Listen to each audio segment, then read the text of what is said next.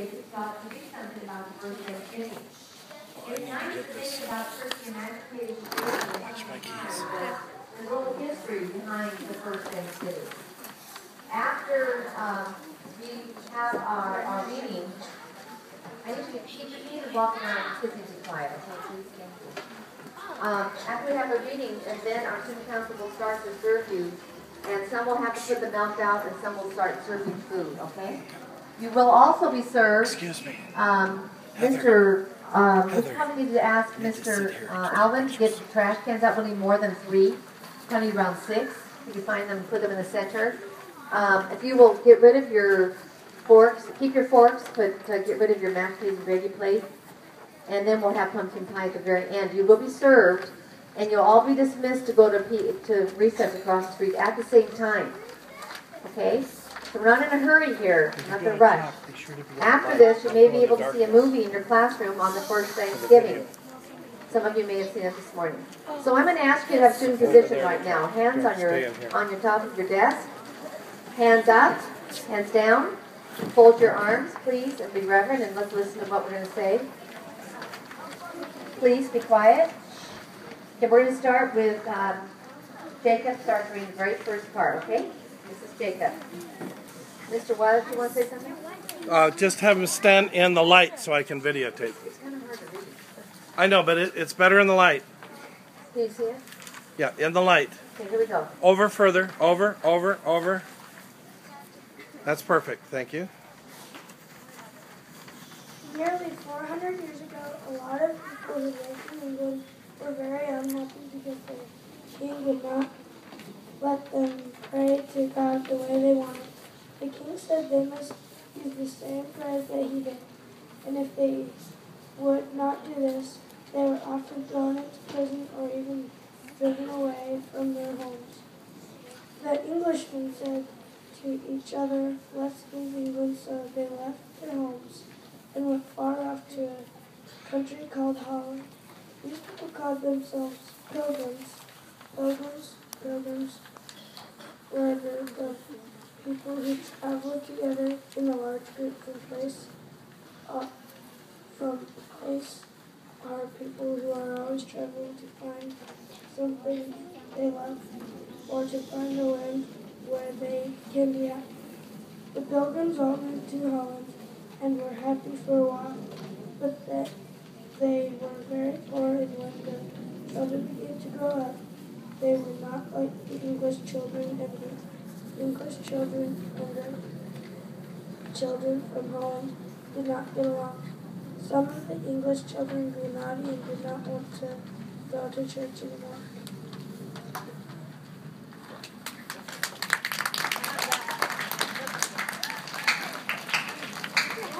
The father and mother of the children wanted to keep their families together in their church, so they all decided to move to America.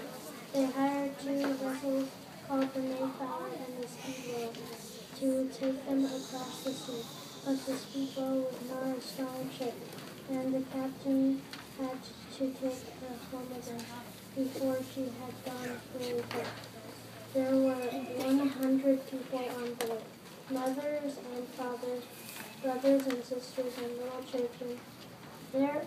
They were very crowded. It was cold and uncomfortable. The sea was rough and pitched the Mayflower about, and they were 2 months sailing over the water. The children cried many times on the journey and wished they had never come on the tiresome ship. The rocked them so hard and would not let them keep still a minute. At last the Mayflower came in sight of land, but if the children have been thinking of grass and flowers and birds, they must have been very much disappointed. For the month was cold November, and there was nothing to be seen but rocks and sand and hard bare ground. Some of the Pilgrim Fathers, with the brave Captain Miles Standish at their head, went on shore to see if they could find any houses or white people. But they only saw some Indians who ran away from them and found some Indian huts and some corn buried in holes in the ground. The Pilgrims went back to their ship and landed at a spot now called Plymouth Rock. And the first house was done on Christmas Day. But when I tell you how sick they were and how much they suffered that first winter, you'll be very sad and sorry for them. The weather was cold, the snow fell fast and thick, the wind was icy, and Pilgrim fathers had no one to help them cut down the trees and build their church and their houses.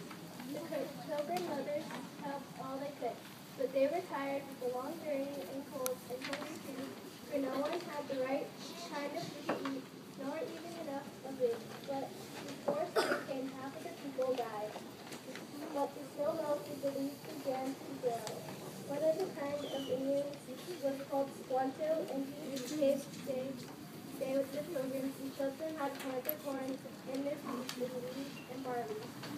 When it was autumn, all fathers gathered the barley and wheat and corn they had planted. All the crops grew big and wanted to let us thank God for it all, they said. It is He who made the sunshine and the rain fall and the corn grow. So they thanked God in their homes and in their little church. The fathers and mothers and the children thanked Him. Then said the Pilgrim mothers, "Let us have a great Thanksgiving party and invite the friendly Indians and all rejoice together." They ate beer, duck, barley, corn, bread, cakes, fish, and clams from the ocean. All this happened nearly 400 years ago, and ever since that time, Thanksgiving has been kept in our country. Every year, some father was told the story of brave pilgrims to his little sons and daughters, and has taught them to be very glad and proud that the Mayflower came sailing to our country so many years ago.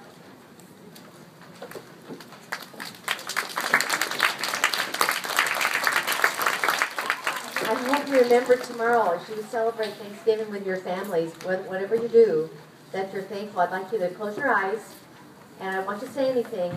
I want you to think at least 4 things that you're thankful for. We'll just have a moment of silence. It might be your mom and your dad, or your house, or where you're living. Maybe you have a car and you haven't had a car. Just close. Or maybe your dad got a new job, or your mom has a job. You have food to eat. We have a lot of things to be thankful for. We have a lot of blessings living in America that a lot of children don't have. So we're going to have a moment of silence starting now, okay?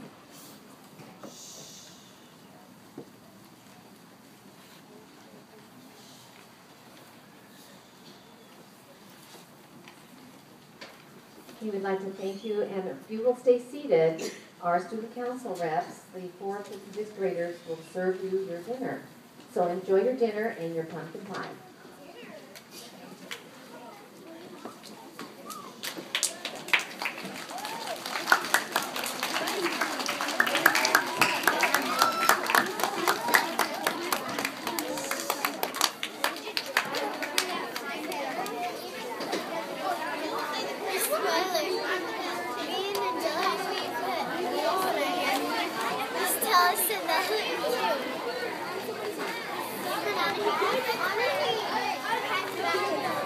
Thank you.